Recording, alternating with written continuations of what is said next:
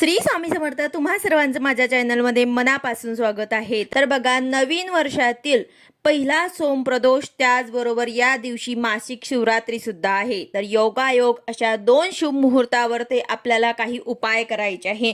आपल्या कार्यांमध्ये सफलता प्राप्तीसाठी आपल्याला काही उपाय या दिवशी आवर्जून करायचे आहे. सोमप्रदोष आणि मासिक शिवरात्री असे दोन शुभ योग जो आहे ते एकाच दिवशी जुळून आल्यामुळे या दिवशी जे काही आपण सेवा उपाय भगवान शंकराचे करणार त्याचं फळ आपल्याला नक्कीच मिळेल. तर याबद्दलची संपूर्ण माहिती मी तुम्हाला आजच्या व्हिडिओमध्ये सांगणार आहे. व्हिडिओ पूर्ण बघा जेणेकरून तुम्हाला संपूर्ण माहिती मिळेल. जर तुम्ही चॅनलवर नवीन असाल तर चॅनलला सबस्क्राईब करायला मात्र विसरू नका आणि व्हिडिओला लाईक करायला मात्र विसरू नका. तर बघा, 27 जानेवारी मासिक शिवरात्री आणि सोमप्रदोष एकाच दिवशी आल्यामुळे आपण या दिवशी काही उपाय करू शकतात. यामधनं पहिला उपाय आहे, आपल्याला या दिवशी एक बेलपत्र घ्यायचं आहे, एक धतुरा घ्यायचा आहे, एक शमीपत्र घ्यायचं आहे आणि एक सफेद फूल आपल्याला घ्यायचं आहे. त्याचबरोबर आपल्याला एक अखंड तांदळाचा दाणा म्हणजे तुटलेला नसावा असा आपल्याला तांदळाचा एक दाणा सुद्धा घ्यायचा आहे. हे सर्व वस्तू आपल्याला घेऊन हातात आपल्याला घ्यायचं आहे आणि आपल्याला महादेवाच्या मंदिरात जायचं आहे. हा उपाय आपल्याला असं वाटत असेल की आपले कोणतेही काम होतच नाही आहे, किती दिवसांपासून आपण ते काम करण्याचा प्रयत्न करताय पण आपलं काम जे आहे ते पूर्ण होत नाही आहे, तर तुम्ही या कामाला सुरुवात करण्या अगोदरच हा उपाय करू शकतात. म्हणजे हे काम तुमचं पूर्ण होईलच.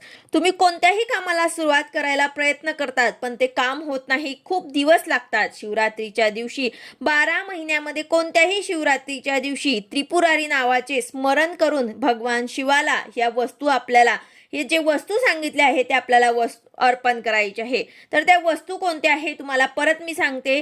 एक आपल्याला बेलपत्र घ्यायचं आहे, एक धतुरा घ्यायचा आहे, एक शमीपत्र आणि एक सफेद फूल, त्याचबरोबर एक अखंड तांदळाचा दाणा आपल्याला घ्यायचा आहे आणि हे सर्व आपल्याला भगवान शंकरांना अर्पण करायचं आहे. आता या दिवशी अत्यंत महत्त्वाचा दिवस असल्यामुळे हा जर तुम्ही उपाय केला तर तुमच्या कोणत्याही कामाला सुरुवात करण्या अगोदर तुम्हाला हे उपाय करायचा आहे. तुमचं ते काम निश्चितपणे पूर्ण होईल. यानंतर तुम्हाला त्रिपुरारी नावाने स्मरण करून हे भगवान शिवाला अर्पण करायचं आहे. यानंतर आता दुसरा उपाय आहे की आपण मासिक शिवरात्रीच्या दिवशी जे येत असते, तर या दिवशी हे प्रत्येक महिन्यामध्ये येत असते. शिवरात्री हे प्रत्येक 12 महिन्यामध्ये शिवरात्रीच्या दिवशी जे काही आपण उपाय करत असतो त्याचे फळ आपल्याला नक्कीच मिळत असते. तर 12 महिन्याच्या शिवरात्रीचे व्रत आपण करू शकतो किंवा नाही केले तरी सुद्धा आपल्याला शंकरांच्या मंदिरामध्ये 12 महिन्याची शिवरात्री येते तेव्हा आपल्याला एक नियम पाळायचा आहे. म्हणजे शिवरात्रीच्या दिवशी की मी 3 ठिकाणी दिवा घेऊन जाईल. पहिला आपल्याला बेलपत्राच्या झाडाखाली, दुसरा आपल्याला भगवान शंकराच्या मंदिरामध्ये किंवा मग मंदिराच्या चौखटीवर आणि तिसरा आपल्याला आवळ्याच्या झाडाखाली. या 3 ठिकाणी आपण जर दिवा लावला आणि महादेवाला, माता लक्ष्मीला प्रार्थना केली, माता पार्वतीला यांच्या नावाने दिवा लावायला आपण प्रारंभ केलं तर 3 महिन्यामध्ये शिवरात्री पूर्ण होईपर्यंत आपल्याला महादेव जे आहे ते आपली इच्छा जी आहे ते नक्कीचपणे पूर्ण करतील. तर अशा प्रकारे आपल्याला 12 महिन्यातल्या प्रत्येक शिवरात्रीला आपल्याला 3 दिवे लावायचे आहे. आपल्याला बेलाच्या झाडाखाली लावायचं आहे, एक आपल्याला महादेवाच्या मंदिरामध्ये लावायचं आहे आणि तिसरं म्हणजेच आपल्याला आवळ्याच्या झाडाखाली लावायचं आहे. हे 3 दिवे तुम्हाला लावायचे आहे आणि भगवान शंकरांची, माता पार्वतीला प्रार्थना करायची आहे. जे काही तुमची इच्छा असेल, मनोकामना असेल ते पूर्ण होण्यासाठी तुम्हाला भगवान शंकरांना प्रार्थना करायची आहे. हा सुद्धा उपाय तुम्ही करू शकतात. कोणत्याही महिन्याच्या शिवरात्रीपासून तुम्ही हा जो उपाय आहे तुम्ही करू शकता. यानंतर आता तिसरा उपाय आहे, 12 महिने शिवरात्री येत असते तर शिवलिंगावर ते म्हणजेच आपल्याला अशोक सुंदरी जिथे असते तिथे आपल्याला एक बेलपान जे आहे ते अर्पण करायचं आहे आणि बेलपत्राच्या दांडीचे तोंड जे आहे ते पाणी ज्या बाजूने वाहत आहे त्या बाजूने आपल्याला असायचं आहे. अशा प्रकारे आपल्याला ठेवायचं आहे. दुसरे बेलपत्र माता पार्वतीच्या हस्तकमलावर अर्पण करायचे आहे आणि त्या बेलपत्राचे जे 2 पानं आहेत ते शिवलिंगाच्या मध्ये असायला पाहिजे. तिसरे बेलपत्र आपल्याला भगवान शंकराच्या शिवलिंगावर ते अर्पण करायचे आहे आणि त्या बेलपत्राच्या दांडीचा भाग आपल्या विपरीत दिशेला असायला हवा. चौथे बेलपत्र आपल्याला भगवान शंकराचे जिथून जल वाहत आहे, जमिनीवर जे जल वाहत आहे, चौथे बेलपत्र शिवलिंगाचे पाणी वाहत जात आहेत तिथे आपल्याला अर्पण करायचे आहे. त्यानंतर 5वे बेलपत्र नंदीचा जो उठलेला पाय आहे त्या पायापाशी आपल्याला 5वे बेलपत्र अर्पण करायचे आहे. एक शिवरात्रीपासून 12 शिवरात्रीपर्यंत आपण जर अशा प्रकारे बेलपत्र अर्पण करायला प्रारंभ केले तर आपलं जे काही कामं आहेत, अडलेले कामं आहेत किंवा आपण सुरुवात करणार आहेत आणि ते काम आपलं होत नाही, त्या कामासाठी तुम्हाला हे उपाय करायचे आहे. तर अशा प्रकारे तुम्ही हे बेलपत्र 5 ठिकाणी जर अर्पण केले तर नक्कीच तुमचं काम जे आहे ते आवर्जून होईल. यानंतर चौथा आपल्याला उपाय करायचा आहे म्हणजे बेलपत्राच्या झाडाखाली जवसाच्या पिठाचा दिवा बनवून त्यामध्ये मोहरीचे तेल टाकून त्यात काळी तीळ टाकून आणि एक सफेद फूल टाकून बेलपत्राच्या झाडाखाली 4 मुखी दिवा आपल्याला लावायचा आहे. जो व्यक्ती चिडचिड करतो, क्रोध करतो, अपशब्द बोलतो, घरात चिडचिड करतो, पूर्ण घराला अस्तव्यस्त करतो, त्या व्यक्तीच्या नावाने आणि त्या व्यक्तीचे नाव आणि गोत्र बोलून कोणत्याही महिन्यातल्या शिवरात्रीला एक दिवा लावायचा आहे. तो व्यक्ती अपशब्द बोलायला बंद करतो, त्याचे प्रेम प्रबळ होते आणि त्याची ईर्ष्या समाप्त होते. तर अशा प्रकारे तुम्हाला 4 मुखी एक दिवा लावायचा आहे बेलपत्राच्या झाडाखाली. यानंतर 5वा उपाय आहे की भगवान शिव यांना नंदी खूप आवडतात, म्हणून जर तुम्ही शिवरात्रीच्या दिवशी भगवान शिवाचे वाहन नंदी म्हणजेच बैलाला जर हिरवा चारा खाऊ घातला तर जीवनात सुख समृद्धी वाढेल.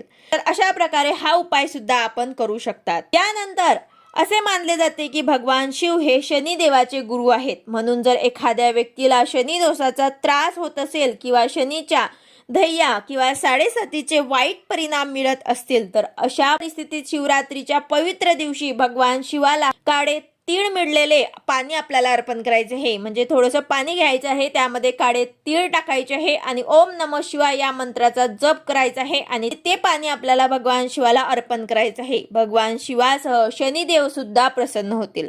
यानंतर संतान संबंधी काही समस्या असतील त्यापासून मुक्तता मिळवण्यासाठी शिवरात्रीच्या दिवशी पिठापासून 11 शिवलिंग बनवायचे आहे, त्यावर 11 वेळा जलाभिषेक करायचा आहे. यामुळे मुलांची कुठल्याही प्रकारची काही समस्या असेल त्यामुळे आराम मिळतो. त्यानंतर आपण मासिक शिवरात्रीच्या दिवशी भगवान भोलेनाथाला गुलाबाच्या पाकळ्या जर अर्पण केल्या तर वैवाहिक जीवन आनंदी राहतो. तसेच ज्यांच्या लग्नात काही अडचणी येत असतील त्यांनी या दिवशी ओम नमः शिवाय या मंत्राचा जप करायचा आहे, शिवलिंगावर बेलपत्र अर्पण करायचे आहे. असे केल्याने त्यांना त्यांच्या समस्यापासून आराम मिळतो. जर तुम्हाला असे वाटत असेल की तुमच्या मुलांनी तुमच्या सर्व कामात मदत करावी आणि त्यांच्याशी तुमचे नाते चांगले राहावे असे वाटत असेल तर शिवरात्रीला भगवान शंकराला एक नारळ अर्पण करायचे आहे. तसेच देवाला सुखा मेवा सुद्धा आपल्याला अर्पण करायचा आहे. असे केल्याने तुमची मुलं तुमच्या सर्व कामामध्ये तुम्हाला मदत करतील आणि तुमचे त्यांच्याशी असलेले नाते जे आहे ते अधिक चांगले होईल. जर तुम्हाला तुमच्या अभ्यासाशी संबंधित कोणत्याही प्रकारची समस्या येत असेल तर त्या समस्येतून बाहेर पडण्यासाठी शिवरात्रीला स्नान करून शिवचालीसाचे पठण तुम्ही करायचे आहे. तसेच शिवलिंगावर चंदनाचा तिलक लावायचा आहे. असे केल्याने तुमच्या अभ्यासाशी संबंधित सर्व समस्या दूर होतील. यानंतर जर तुम्हाला काही समस्या असेल त्यावर उपाय सापडत नसेल, तुमची समस्या दूर करण्यासाठी तुम्हाला पाण्यात थोडेसे दूध मिसळायचे आहे आणि शिवरात्रीला शिवलिंगावर ते अर्पण करायचे आहे. तसेच 11 बेलाच्या पानांवर चंदनाने ओम लिहून शिवलिंगावर ते अर्पण करायचे आहे. शिवलिंगाची पूजा करायची आहे. असे केल्याने तुमची जी काही समस्या असेल ते लवकरात लवकर दूर होईल. त्यानंतर जर तुम्हाला तुमच्या मुलांच्या भविष्याची नेमकी काळजी वाटत असेल किंवा त्यांना जीवनात चांगला मार्ग मिळावा अशी तुमची इच्छा असेल तर शिवरात्रीला तुमच्या मुलांच्या हातातून एखाद्या गरजू व्यक्तीला काळे ब्लँकेट दान करा. असे केल्याने तुमच्या मुलाच्या जीवनात एक चांगला मार्ग मिळेल आणि त्याच्या भविष्यासंबंधी तुमच्या सर्व चिंता दूर होतील. जर कुंडलीमध्ये चंद्र असेल त्यामुळे लग्नात अडचणी येत असतील तर यावर मात करण्यासाठी तुम्ही विशेष उपाय करू शकता की तुमच्या वैवाहिक जीवनातील अडथळे दूर करण्यासाठी तुम्ही मासिक शिवरात्रीच्या दिवशी भगवान शिव यांना कच्च्या दुधाने अभिषेक करायचा आहे. हा उपाय केल्याने कुंडलीतील चंद्राची स्थिती जी आहे ते अधिक मजबूत होते आणि लवकरात लवकर लग्न होण्याची शक्यता निर्माण होत असते. तर अशा प्रकारे तुम्हाला जे काही अडचण असेल, जे काही तुमची समस्या असेल त्या प्रकारे तुम्ही उपाय करू शकता। त्याचबरोबर या दिवशी अत्यंत महत्त्वाचा दिवस असल्यामुळे जे काही तुम्ही सेवा उपाय करणार, साधी भोळी सुद्धा आपण सेवा जर भगवान शंकराची केली तर ते लवकरात लवकर प्रसन्न होतात। जे तुम्हाला जमेल ते तुम्हाला सेवा उपाय करायचे आहे। तुम्ही जर पाण्याने सुद्धा अभिषेक केला तरी सुद्धा चालेल, जे तुम्हाला जमेल, एक बेलपत्र सुद्धा वाहिले तरी सुद्धा चालेल। व्हिडिओ आवडला असेल तर लाईक करा, शेअर करा, सबस्क्राईब करा। भेटूया अशाच नवीन व्हिडिओ सोबत। श्री स्वामी समर्थ।